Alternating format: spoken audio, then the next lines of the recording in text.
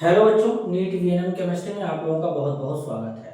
तो आज हम लोग बात करेंगे बच्चों बॉन्डिंग इन कॉम्प्लेक्स कंपाउंड। आखिरकार कॉम्प्लेक्स कंपाउंड में किस तरीके के बॉन्डिंग होता है, कैसे बॉन्डिंग होगा, अगर उस पे क्वेश्चन आएगा सर तो उसको कैसे सॉल्व करेंगे। इतना सारा चीज आज के वीडियो में हम लोग सीखने वाले हैं। तो चलिए जरा ध्यान से समझते हैं क्या होता है बॉन्डिंग इन कॉम्प्लेक्स कंपाउंड। तो यानी हमारे कॉपी में यानी नोटबुक में जो हेडिंग लगना चाहिए वो बच्चों को क्या लगना चाहिए, bonding in complex compound.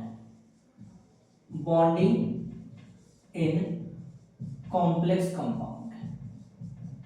Complex compound का ही दूसरा नाम होता है बच्चों कोऑर्डिनेशन कंपाउंड। एक बार देख लूंगा जरा क्लियर है कि नहीं है ऑडियो और वीडियो।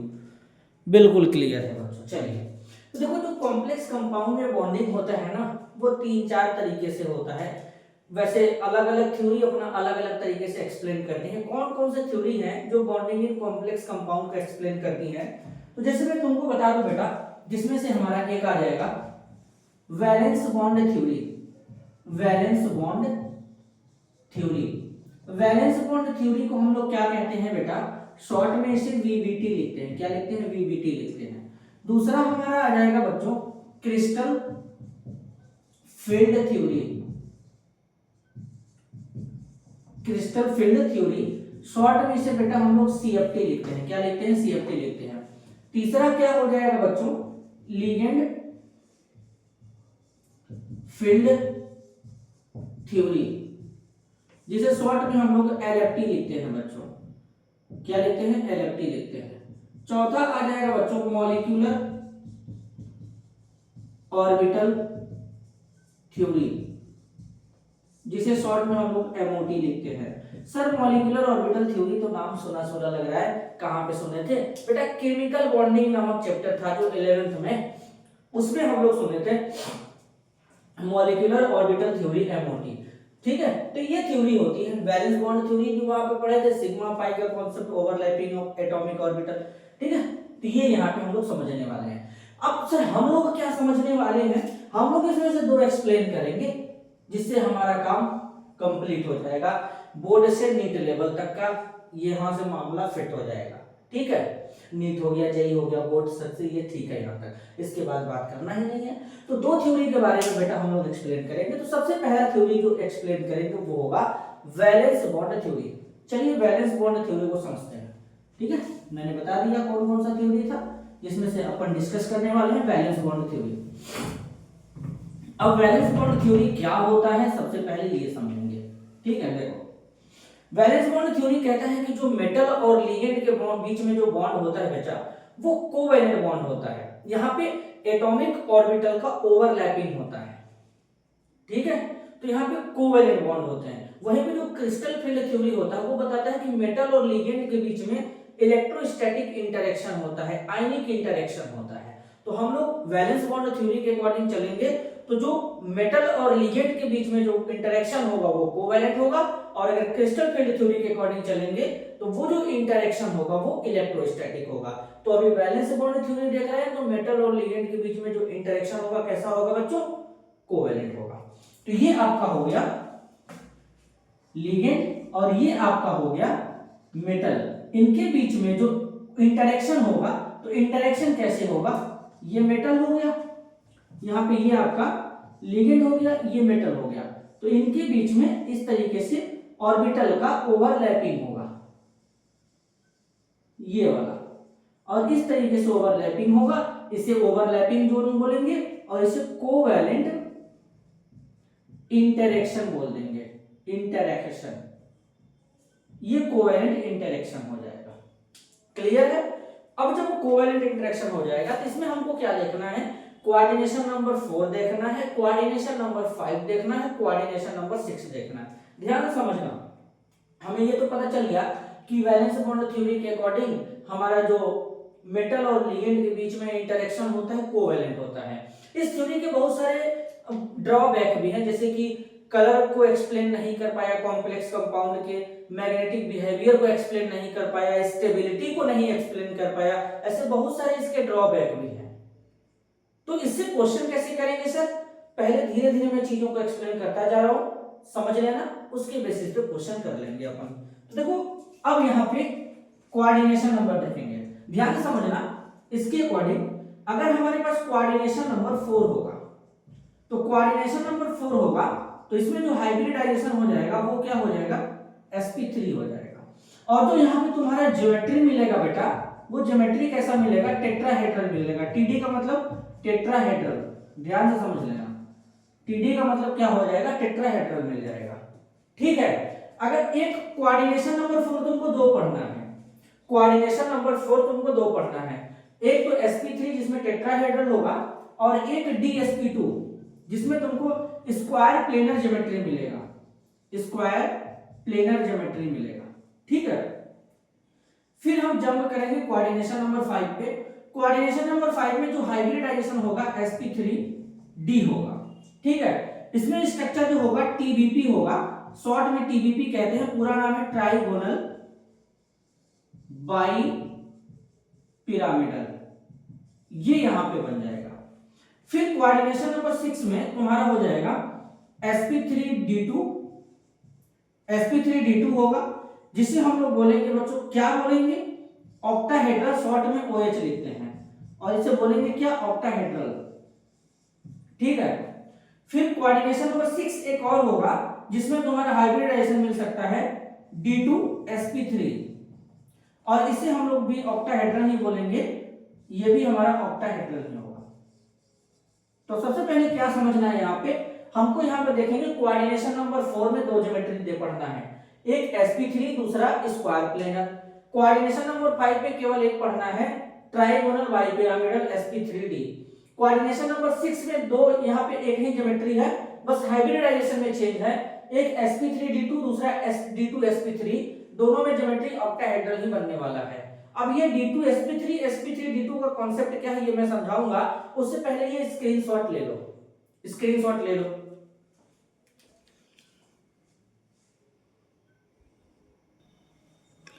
चलो, उम्मीद है तुम लोग स्क्रीनशॉट ले चुके होंगे।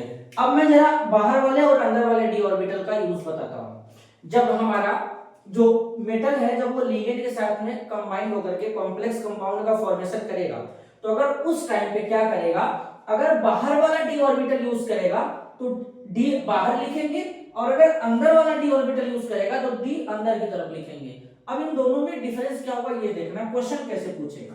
तो ये हो स्क्रीनशॉट ले ही लिए, तो ये समझा देता हूं, जरा ध्यान दो। अगर बाहर वाला डी ऑर्बिटल यूज किया, ध्यान से समझना, बॉन्डिंग के दौरान sp3d2, अगर बाहर वाला डी ऑर्बिटल यूज किया तो बोलेंगे आउटर, जो कॉम्प्लेक्स बनेगा उसे बोलेंगे आउटर ऑर्बिटल कॉम्प्लेक्स, या इसी का दूसरा नाम होगा हाई स्पिन कॉम्प्लेक्स, या इसी का दूसरा नाम, एक और तीसरा नाम हो जाएगा स्पिन फ्री कॉम्प्लेक्स। और अगर बॉन्डिंग के दौरान अंदर वाला डी ऑर्बिटल यूज किया तो d2sp3 लिखेंगे, और जो कॉम्प्लेक्स बनेगा इनर ऑर्बिटल कॉम्प्लेक्स बन जाएगा, या इसी का नाम लिख देंगे लो स्पिन कॉम्प्लेक्स, लो स्पिन कॉम्प्लेक्स, या इसी का तीसरा नाम लिख देंगे स्पिन पेयर्ड कॉम्प्लेक्स। ये बात याद रखना है यहाँ पे, ठीक है, ये बात यहाँ पे याद रखना है। तो इतना अगर हम करते हैं तो हमारा काम हो जाएगा, हमारा काम हो जाएगा। क्लियर है, बात समझ में आ रही है मैं क्या कहना चाहता हूं। चलो अब एक जरा मैं इस पे तुमको क्वेश्चन सॉल्व करके दिखा देता हूं, इससे बड़ा मजा आ जाएगा। ठीक है, चलो तो पहले मैं काम करता हूं, क्वेश्चन लिख देता हूं। ठीक है, पहले इस क्वेश्चन लिखता हूं, रुको। चलो अब जरा एक क्वेश्चन लगाते हैं यहाँ पे, देखो प्रूव करेंगे CO NH3 6+3, ये तुम्हारा इनर ऑर्बिटल कॉम्प्लेक्स है, और CO F6 -3 outer orbital complex है। अब ऐसा नहीं है कि जल्दीबाजी में हम लोग सीखेंगे, एक बार चेक कर लो दिख रहा है कि नहीं क्वेश्चन। ओहो क्वेश्चन कट गया क्या, रुको जरा इसको फ्रेम में लाते हैं। आया फ्रेम में, चलो आ गया, अच्छे से फ्रेम में आ गया। तो ये हो गया तुम्हारा ये क्वेश्चन। अब इसको सॉल्व करना है भाई, कैसे करेंगे यही समझना है। देखो ये इनर ऑर्बिटल है, ये आउटर ऑर्बिटल है, दोनों को एक्सप्लेन करेंगे, एकदम आराम से समझना है, एकदम आराम से समझाऊंगा। और जितना बात हम बताएंगे ना उतना बात तुमको क्या करना है, बस केवल अपने नोट्स में ऐड करना है, उसके बाद देखना तुमको एकदम क्लियर कॉन्सेप्ट के थ्रू समझ में आएगा, कोई भी इशू नहीं होगा। चलो पहले इसी से स्टार्ट करते हैं। ध्यान से समझना, जब भी इस तरीके का कॉम्प्लेक्स आए, इसमें सबसे पहले तुम जो तुम्हारा सेंट्रल मेटल एटम है उसका ऑक्सीडेशन स्टेट निकालो। अब इसमें तुम्हारा है कोबाल्ट, NH3 कितने बार है, 6 बार, +3। चलो कोबाल्ट का X मान लो, NH3 न्यूट्रल लिगेंड है, 6 बार है तो 0 लिखो, ओवरऑल चार्ज +3 का है। X इज इक्वल टू कितना आ जाएगा, +3। कोबाल्ट का एटॉमिक नंबर कितना होता है, 27। कॉन्फ़िगरेशन होता है आर्गन 3d7 4s2। इतना कर लिए। इतना करने के बाद हमको क्या पता चला कि यहाँ पे सर कोबाल्ट +3 ऑक्सीडेशन स्टेट में है, तो तुमको कोबाल्ट में से 3 इलेक्ट्रॉन बाहर निकालना पड़ेगा। तो जब तुम निकालोगे तो 2 यहाँ से 1 यहाँ से जाएगा, तो कोबाल्ट जब +3 में जाएगा तो तुम्हारा हो जाएगा आर्गन 3d, यहाँ पे हो जाएगा 6 और यहाँ पे 4s0, यही होगा ना। अब यहाँ पे देखो 6 हमारे लिगेंड यहाँ पे 6 है, इसका कोऑर्डिनेशन नंबर 6 होगा। कैसे निकाला जाता है ये मैंने सिखा रखा है। तो ये कॉम्प्लेक्स ऑक्टाहेड्रल है, ये भी कॉम्प्लेक्स ऑक्टाहेड्रल है। कैसे पता करते हैं, कोऑर्डिनेशन नंबर से कैसे निकालते हैं सर, मैंने सिखा रखा है, जाकर देख लो, वीडियो अपलोडेड है। ठीक है, इतना कर लोगे। इतना करने के बाद क्या करना है, आगे चलते हैं। कोबाल्ट +3 को अब जरा विस्तार में लेके चलते हैं। देखो 3d6 है कोबाल्ट +3 में, तो यहाँ पे देखो d में 6 है, 1 2 3 4 5। d सबसे में 5 ऑर्बिटल होते हैं, d जनरेट है, देखो 5। कोई जरूरी नहीं कि ऐसे बॉक्स के थ्रू बनाए, इनको ऐसे भी बना सकते हैं, कोई समस्या नहीं है, चाहे जैसे बना लो। क्लियर। अब ये तुम्हारा 4s हो जाएगा। ये क्या है, 3d है, 6 है, ये 4s क्या है, 0 है। जब ये 4s 0 है तो तुम्हारा यहाँ पे 4p भी तो होगा भाई, ये क्यों भूल रहे हो, ये क्यों भूल रहे हो, 4p भी होगा प्लस तुम्हारा 4d भी होगा जो बैकेंड है। तो अब जरा समझना यहाँ पे ध्यान से, यहाँ पे जरा समझना। देखो 6 इलेक्ट्रॉन भर दो, 1 2 3 4 5 6। अब एक बात याद रख लो, दिमाग में लिख लो कहीं पे, अगर कोबाल्ट +3 ऑक्सीडेशन स्टेट में होगा तो अगर उसके साथ NH3 आ गया, H2O आ गया, तो ये स्ट्रॉन्ग फील्ड के जैसा काम करेंगे। अगर कोबाल्ट +3 ऑक्सीडेशन स्टेट में है तो इसके साथ NH3 आ गया, H2O आ गया, ये हाइड्रोजन को छोड़ के बात करेंगे, तो इस केस में स्ट्रॉन्ग फील्ड लिगेंड के जैसा काम करेंगे ये सब। और सर स्ट्रॉन्ग फील्ड लिगेंड कैसा काम करते हैं, अनपेयर्ड इलेक्ट्रॉन को पेयर्ड करा देंगे, अयुग्मित इलेक्ट्रॉन को युग्मित करा देंगे। तो यहां पे NH3 क्या है, NH3 स्ट्रॉन्ग फील्ड लिगेंड है। स्ट्रॉन्ग फील्ड लिगेंड अनपेयर्ड को पेयर्ड करा देते हैं। तो जब पेयरिंग होगा तो पेयरिंग होने का मतलब ये इलेक्ट्रॉन इसमें चला आएगा, ये इलेक्ट्रॉन, ये दोनों इसमें चले जाएंगे। तो आफ्टर पेयरिंग, आफ्टर पेयरिंग का मतलब समझते हो, आफ्टर पेयरिंग का मतलब पेयरिंग के बाद। तो पेयरिंग के बाद क्या होगा जरा ध्यान से देखना, कोबाल्ट +3 में 1 2 3 4 5 और यहां पे तुम्हारा ये 4s और ये 4p। अब जरा देखो इसमें, देखो कितने हो जाएंगे, 2, फिर ये दोनों इसमें आ गए 2, फिर ये दोनों भी इसमें आ गए 2 ऑर्बिटल खाली यहां से। अब डी वाला 2 खाली है भाई, ध्यान देना। देखो लिगेंड NH3 6 बार है, अपना लोन पेयर डोनेट करेगा, बॉन्ड बना लेगा। देखो यहां पे ये अपने बॉन्डिंग में जा रहे हैं। अब कौन कौन से बॉन्डिंग में गए, यहां पे NH3 को शो करा देते हैं। ठीक है, ये NH3 को शो करा दो, हम एकदम आराम से एक्सप्लेन करेंगे, क्योंकि कोई प्रॉब्लम ना हो। दुनिया में कहीं भी कहीं से कॉम्प्लेक्स लेके आओ, उसको हम लोग सॉल्व करेंगे, कोई भी क्वेश्चन नहीं फंसेगा, ठीक है। आराम से चलेंगे। देखो अब जरा ध्यान से समझना, डी ऑर्बिटल दो अंदर का यूज हुआ है, एक s3p, तो इसको ऐसे लिखेंगे d2sp3। इसका मतलब ये कौन सा कॉम्प्लेक्स हो गया, इनर ऑर्बिटल कॉम्प्लेक्स हो गया, इनर ऑर्बिटल कॉम्प्लेक्स हो गया, इनर ऑर्बिटल कॉम्प्लेक्स, या इसी को स्पिन पेयर्ड कॉम्प्लेक्स कहते हैं, या इसी को लो स्पिन कॉम्प्लेक्स कहते हैं, एलएस। अब बात सब देख लो जरा, क्लियर दिख रहा है नहीं भाई? नहीं तो पता लगा कि तुम लोगों को क्लियर नहीं दिखेगा तो प्रॉब्लम हो जाएगा। क्लियरिटी के साथ तो दिख रहा है चीजें, हाँ हाँ क्लियर है, अच्छे से दिख रहा है। तो अब ये तुम लोगों को अच्छे से देखो समझ में आया होगा। अब समझ गए कैसे ये इनर ऑर्बिटल है, तो जितना जितना पॉइंट मैंने बताया उतना ही तुमको अप्लाई करना है। चलो इधर चलते हैं, अब इस पे जरा लगाते हैं तरीका अपना।